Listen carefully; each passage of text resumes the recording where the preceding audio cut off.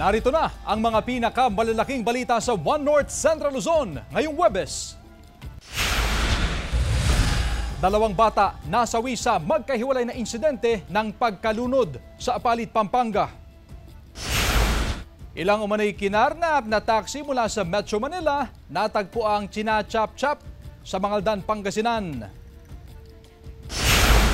Naipong baha na dulot ng high tide sa isang barangay sa Dagupan City, nangangamoy na dahil sa tagal nitong humupa. At ilang eksena sa Encantadia Chronicles Sangre, ginawa ng memes ng netizens.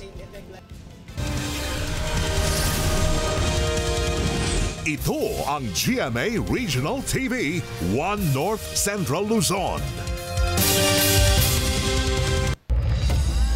Magandang hapon, ako si Chris Zuniga. Natagpo ang china-chap-chap sa isang barangay sa Mangaldan, Pangasinan ang ilang umano'y kinarnap na taxi mula sa Metro Manila. Balitang tinutukan ni Jasmine Gabriel Galban, exclusive. Sabado ng umaga nang kunin daw ng bagong hire na driver ang imamanehong taxi sa bahay ng mag-asawang Cleofe mula sa Caloocan City. Tiwala naman daw ang mag-asawa sa bagong driver. Bandang hapon daw nang mapansin sa GPS ng taxi na patungo na sa Pangasinan ng sasakyan. Inisip lang daw ng may-ari na baka mayroong pasaherong ihahatid sa lugar. Pagsapit ng Linggo hanggang Lunes ay hindi na raw makontak pa ni Froilan ang bagong driver. At nito lang Martes, na-discover niyang inaalis na ang GPS ng taxi. Kaya agad niyang kinontak ang installer ng GPS para alamin ang eksaktong kinaroroonan ng taxi. Yung GPS ko, nagpa-plus na ng alarm kahapon. Kaya pumunta ako dito para tingnan ko. Baka naman, ang iniisip ko po, baka nakaparada lang sa isang lugar. Eh nung makita ko na wala ng pangalan yung taxi ko, siyempre iba na po yung naisip ko, karnap na po ito. Natunto na ng may-ari ang taxi sa isang bentahan ng spare parts o katayan ng mga sasakyan sa barangay na Valuan, Mangaldan, Pangasinan. Kasama ang Mangaldan Police, naaktuhan pa ang tatlong lalaki na china-chop-chop na ang taxi. Nakabaklas na po yung mga dashcam, yung lahat ng accessories, medyo nabawasan na po. Nakita rin sa lugar ang iba pang sasakyan, kabilang ang isa pang taxi na ito na ibinabiyahe rin sa Maynila. Nakikipag-ugnayan ng pulisya sa HPG. Patuloy rin ang malawakang investigasyon ng pulisya sa insidente. Nasampahan na rin ang kaukulang kaso ang mga suspect habang patuloy na inaalam kung sino ang nasa likod ng pagtangay sa mga sasakyan. Meron talaga silang illegal activity na gagawin kasi po yung taxi ay tinanggalan nila ng mga sticker. Yes. At may mga other ano pa doon sasakyan na mga cannibalize na rin iba. Kaya po yun po yung naging basis natin para po dalhin sila dito. Tumanggi ng humarap sa kamera at magbigay ng pahayag ang mga suspect. Jasmine Gabriel Galban, One North Central Luzon.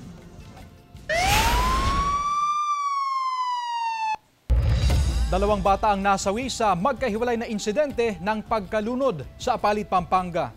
Naka-alerto Glam Caligdan, Dizon.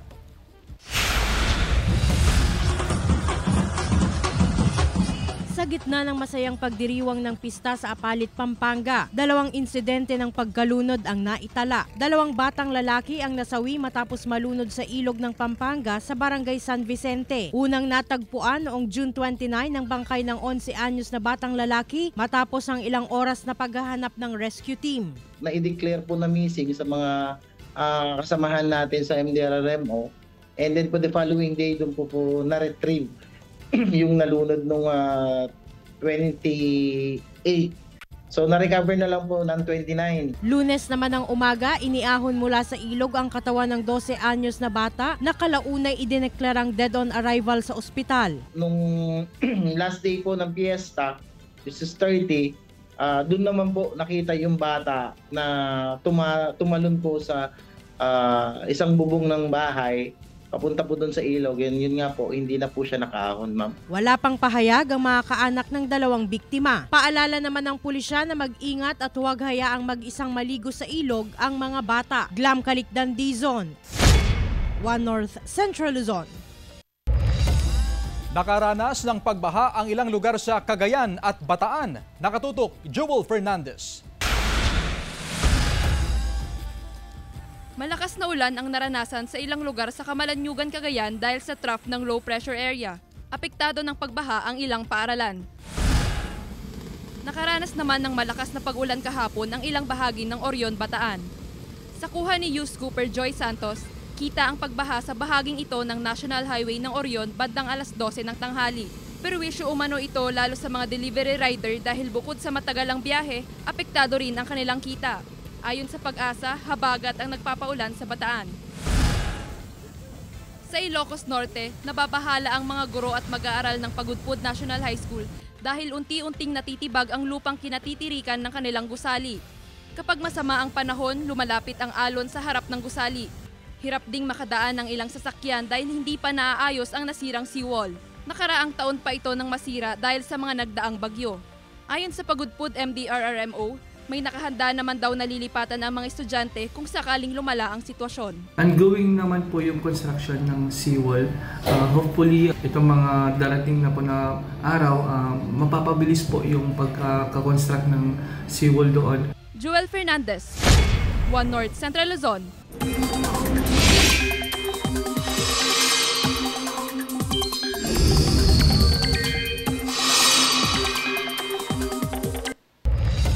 Mga kapuso, uulanin pa rin ang ilang bahagi ng bansa dahil sa low pressure area at habagat. Huling namataan ng nasabing LPA sa dagat na sakop ng Calayan, Cagayan. Bumalik sa medium o katamtaman ng tsansa nitong maging bagyo sa mga susunod na oras. Ayon sa Pag-asa, posibleng mabago pa yan sa mga susunod na araw. Pero kahit LPA pa rin ito sa ngayon, ramdam na ang epekto nito sa ilang bahagi ng Luzon. Kasabay nito ang habagat na patuloy pa rin magdudulot ng mga pag-uulan. Base naman sa datos ng Metro Weather, mataas ang tsansa ng ulan sa malaking bahagi ng Northern at Central Luzon. Maraming probinsya ang makakaranas ng malalakas na ulan na pwedeng magpabaha o magdulot ng landslide. May tsansa rin ng ulan sa ilang pang bahagi ng bansa. Pasintabi po mga kapuso, nangangamoy na ang naipong baha na dulot ng high tide sa Barangay Poblacion Oeste sa tagal nitong humupa. Ang detalye sa report ni CJ Turida. Nasa mahigit 100 pamilya sa Barangay Poblacion Oeste sa Dagupan City ang apektado ng baha na dulot ng high tide. Sinasabayan pa ito ng pag-uulan na bunsod naman ng habagat. Kabilang ang pamilya ni Nanay Virgie sa mga apektado ng baha. Malapit sila sa Karaunan Creek. Maya't maya ang paglilimas niya ng tubig pero umiikot lang din. Wala rin kasing malabasan ang tubig. Baha palagi. Hindi na nawawalan ng tubig. Araw-araw? Oo, araw-araw po. Dahil sa baha, halos hindi na makalabas ng bahay ang mga residente. Ang ilang kamahayan pinatasan na rin dahil sa problema sa baha. Ganito ang sitwasyon dito sa Sitio Macario, bahagi po ng Barangay Poblacion Oeste, Dagupan City. Hindi na humuhupa yung baha dahil sa epekto ng high tide. Ang nakababahala rito, medyo madulas na yung daan at pasintabi po sa mga kumakain, nangangamoy na rin dahil sa mga humalong basura. Batid ng mga opisyal ang problema sa baha sa barangay, lalo na sa bahagi ng Karaunan Creek. Patuloy silang nakikipag-ugnayan sa lokal na pamahalaan para mabigyan ng solusyon ng problema. Yung sinasabi nga po nila sa City Engineering kay Engineer Josephine Corpus, sabi po nila reconstruction ng drainage system. Tataasan po to tapos lilinisan, ibaba ko. Prioridad daw ng mga opisyal na masolusyonan ang problema sa baha sa barangay. Kaya hindi sila tumitigil na nakikipag-ugnayan si LGU upang makahingi rin ng tulong sa DPWH at sa mga national government official. Aabot daw kasi sa 50 hanggang 60 million pesos ang kakailanganin na pondo para sa proyekto. Nagka-monitor ang barangay sa kalusugan ng mga residente dahil sa banta ng leptospirosis at dengue. Patuloy rin daw silang magsasagawa ng Operation Sitio para maibsan ang baha. Kasama si Henry Duminsil, CJ Turida, One North Central Luzon.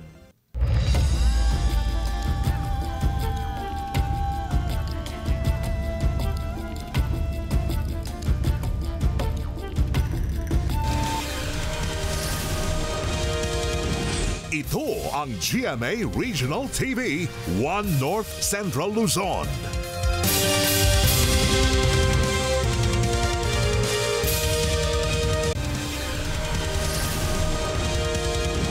Ito ang GMA Regional TV, One North Central Luzon.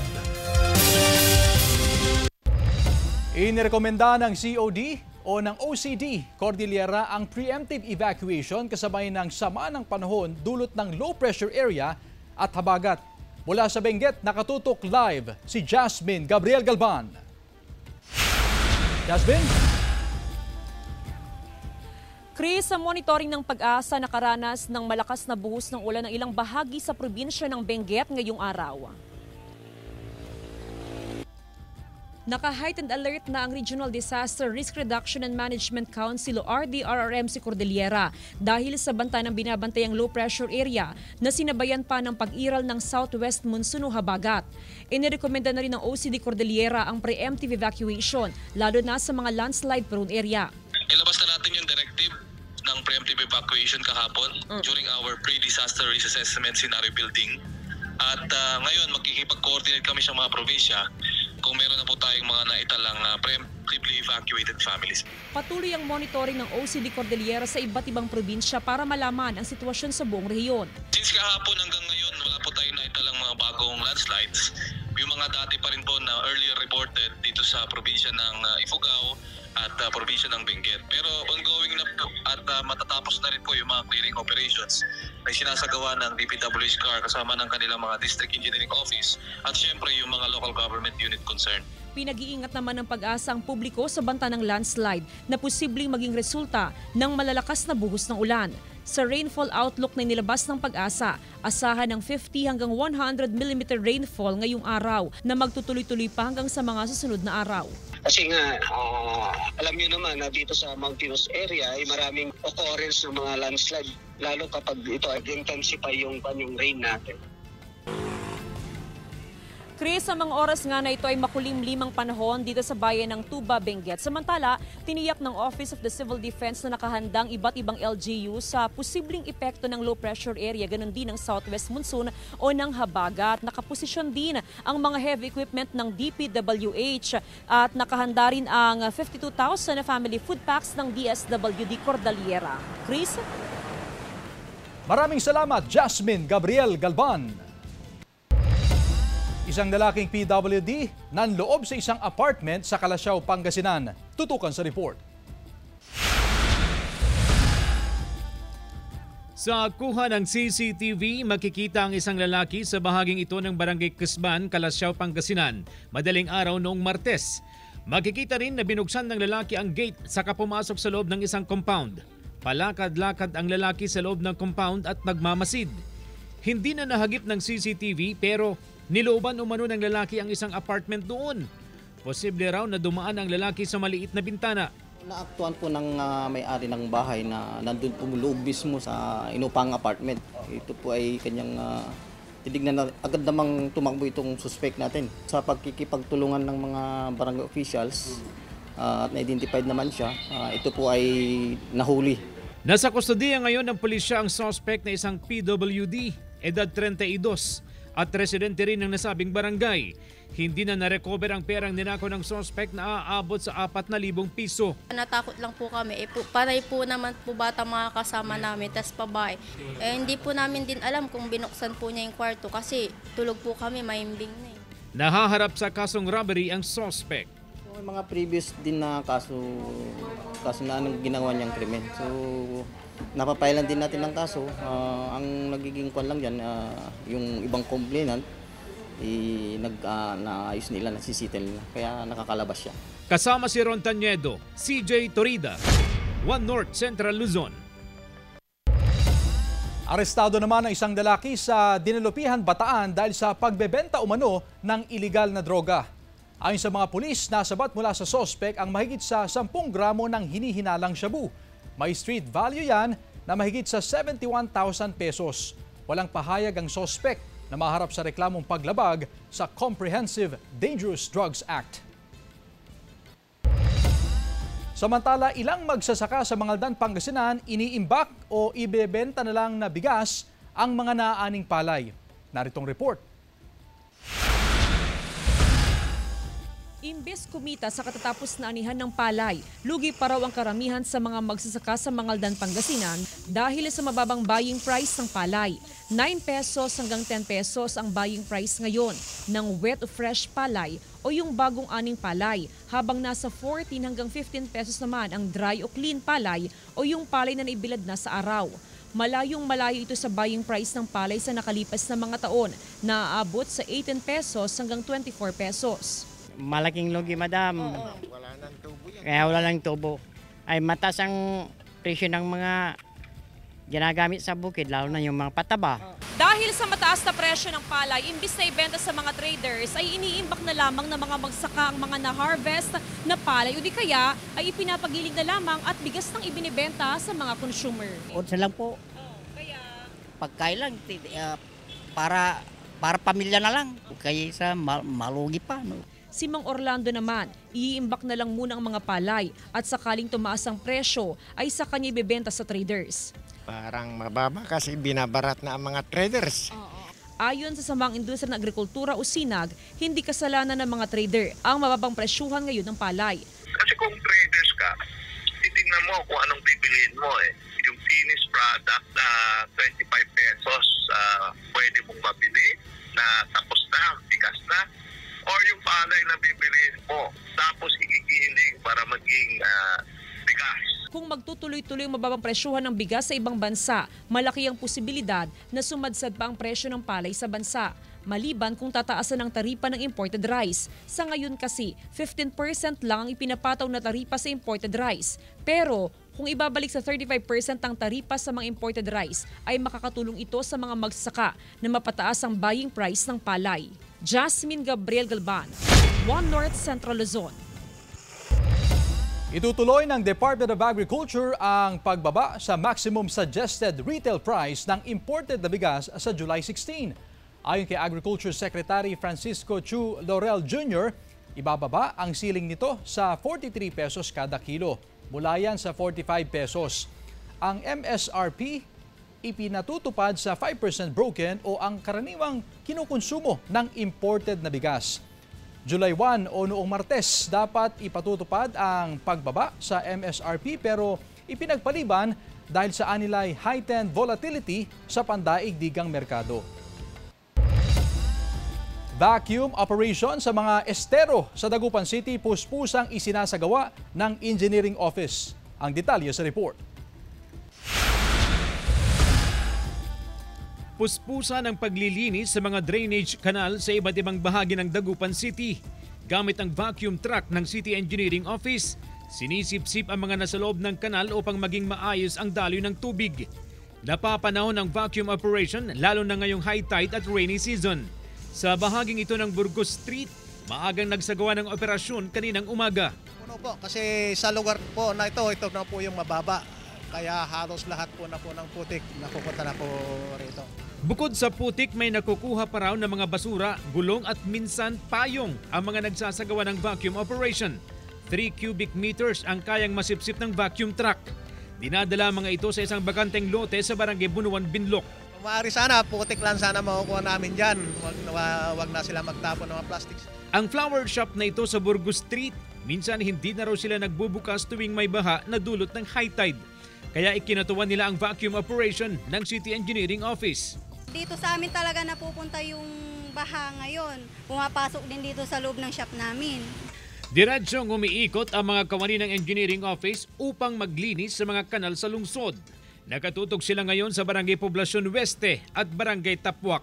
Kasama si Henry Duminsil, CJ Torida, One North Central Luzon.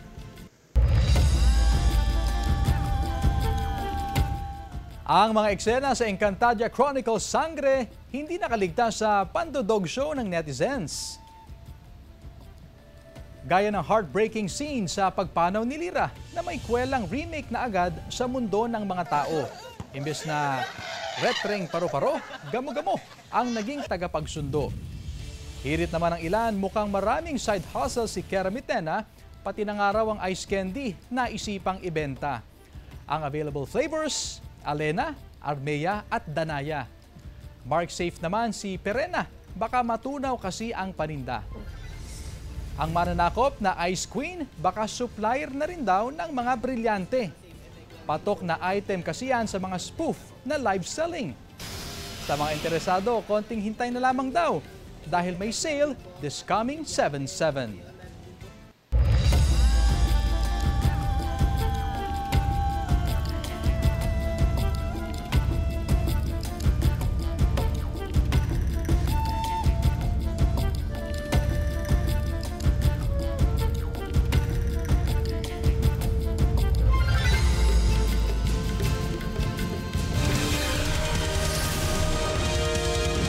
Ito ang GMA Regional TV, 1 North Central Luzon.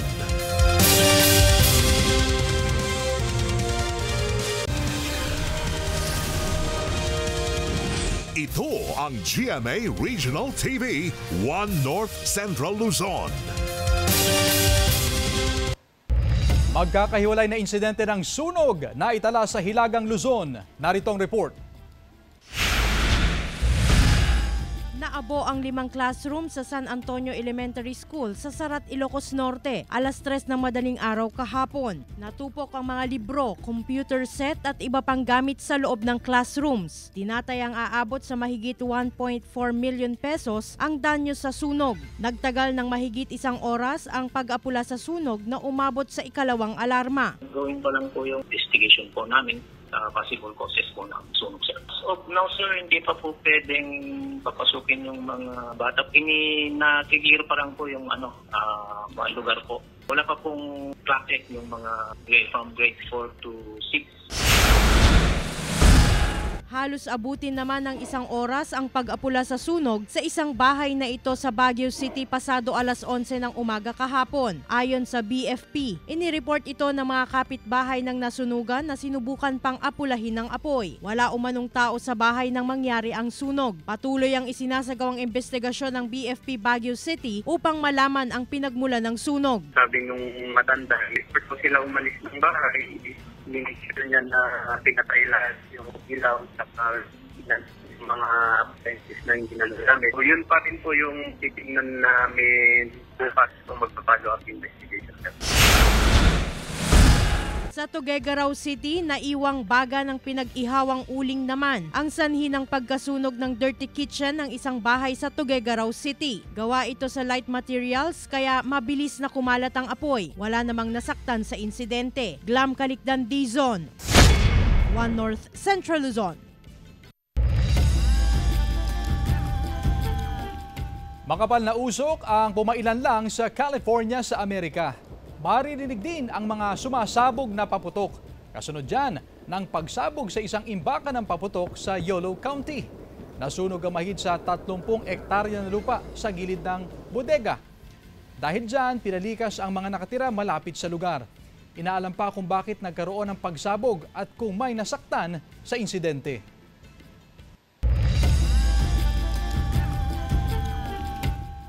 Samantala, water therapy sa mga batang may autism, isa sa mga ipinatutupad sa West Central Elementary School 1 para sa SNED learners. Ang detalye sa report. Sa pinakahuling tala, hindi bababa sa 150 ang bilang ng mga mag-aaral ng West Central Elementary School 1 na nasa ilalim ng Special Needs Education o SNED program. Sila yung mga batang may autism, intellectual disability, low vision, hearing impaired, multi-handicap at physically handicapped. Meron silang sariling gusali at may sariling silid ang bawat kategorya. Meron din mga sariling guro na nakatutok lang sa SNED program. Kabilang sa mga early intervention program sa mga batang may autism, ang water therapy. Binibigyan din sila ng gross motor skills, fine motor skills at behavior modification. Ibig sabihin, inihahanda sila para sa inclusive education o regular class. Relaxation, yung stress level nila, yung tantrums nila, nalilesen pag may water therapy po. Ayon sa eksperto, walang treatment ang autism. Pero namamanage ito. Kailangan daw nila ng acceptance ng lahat ng tao sa paligid at hindi sila pwedeng iitsapera. Yung autism, walang eye contact, yung social skills nila, yung aligagay, wala silang focus, hindi sila makaupo. Yung ganyan ka-hyper. Malaking hamon daw para kay Mami Zaira ang kondisyon ng anak na may mild autism. Kailangan daw ng pasensya, pagmamahal at taos-pusong pagtanggap. Parang go with the flow na lang po. Kasi ang hirap din kung hindi mo siya iintindihin, magtatantrum siya, ganun. So, kung ano po yung gusto niya, sinusunod na lang po namin. Kasama si Jing Dakanay, CJ Torida, 1 North Central Luzon. Samantala, mapapanood niyo po ang episode na ito at iba pang pinakahuling lokal na balita sa official website ng GMA Regional TV, www.gmaregionaltv.com. Pwede rin kayong bumisita sa aming official YouTube channel, GMA Regional TV, at i-click ang subscribe button para sa pinakamainit na balita mula sa mga rehiyon. Nais din naming pasalamatan ang mga kapuso sa Hilaga at Gitnang Luzon, maging ang mga kapuso natin abroad. Dahil sa GMA Regional TV, local news matters. At yan ang mga pinakamalaki at pinakahuling balita sa Hilaga at Gitnang Luzon. Maraming salamat sa pagsama sa amin pati na ang mga kapuso sa ibang bansa na tumutok sa mga balita sa rehiyon. Ako po si Chris Zuniga. Kami, ang GMA Regional TV, 1 North Central Luzon. Buong puwersa para sa mas malaking misyon at mas malawak na pagdilingkod sa bayan.